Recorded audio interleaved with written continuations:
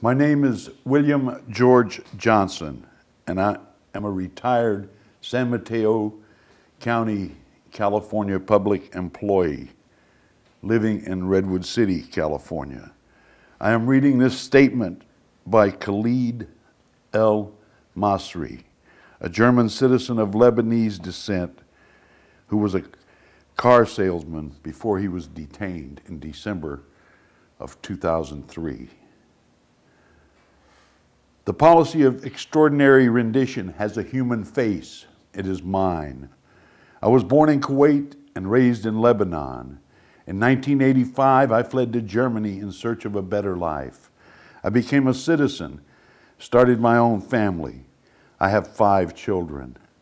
On December the 31st, 2003, I took a bus from Germany to Macedonia.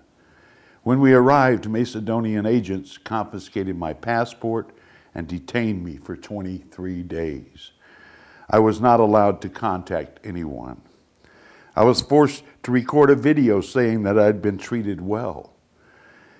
I was handcuffed, blindfolded, and taken to a building where I was severely beaten.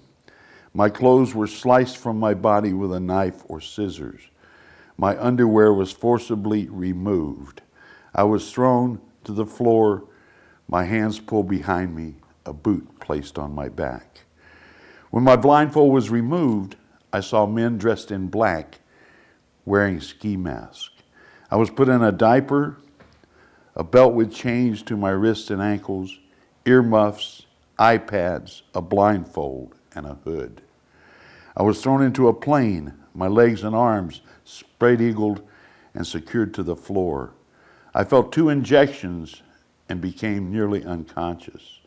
I felt the plane take off, land, take off. When we landed again, I was beaten and left in a dirty and cold concrete cell with a bottle of putrid water. I was taken to an interrogation room where I saw men dressed in the same black clothing and ski mask as before. They stripped and photographed me, took blood and urine samples. I was returned to the cell. The following night, my interrogations began. They asked me if I knew why I had been detained. I did not. They told me I was in a country with no laws. Did I understand what that meant? They asked me many times whether I knew the men who were responsible for September 11 attacks, if I had traveled to Afghanistan, if I associated with certain people in Germany. I told the truth, that I had never been in Afghanistan and had never been involved in any extremism. I asked repeatedly to meet with a representative of the German government or a lawyer or be brought before a court. My requests were ignored. In desperation, I began a hunger strike. After 27 days without food, I was taken to meet 2 Americans, the prison director and another man referred to as the boss. I pleaded with them to release me or bring me before a court, but the prison director replied that he could not release me without permission from Washington. He also said he believed I should not be detained in the prison. After 37 days without food, I was dragged into the interrogation room where a feeding tube was forced through my nose into my stomach. I became extremely ill. I was taken to meet an American who said he had traveled from Washington and who promised I would soon be released. I was also visited by a German-speaking man who explained that I would be allowed to return home, but warned that I was never to mention what had happened because the Americans were determined to keep it secret. After 5 months,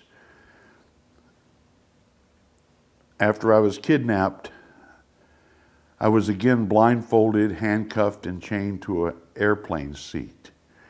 I was told they would land me in a country other than Germany, but that I could eventually get to Germany. After we landed, I was driven into the mountains.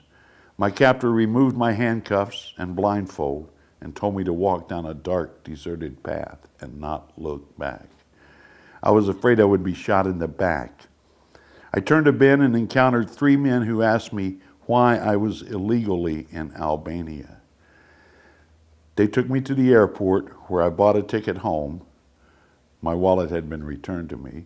I had long hair, a beard, and had lost 60 pounds. My wife and children had gone to Lebanon, believing I had abandoned them.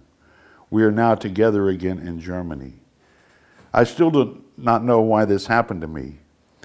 I have been told that the American Secretary of State, Condoleezza Rice, confirmed in a meeting with the German Chancellor that my case was a mistake.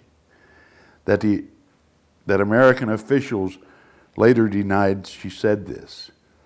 No one from the American government has ever contacted me or offered me any explanation or apology for the pain they caused me. My name is William George Johnson. I'm reading this in the San Jose, California Peace and Justice Center.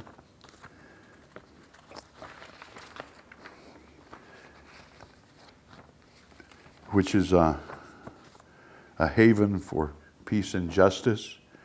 And I think torture in all the international laws and in American law is illegal.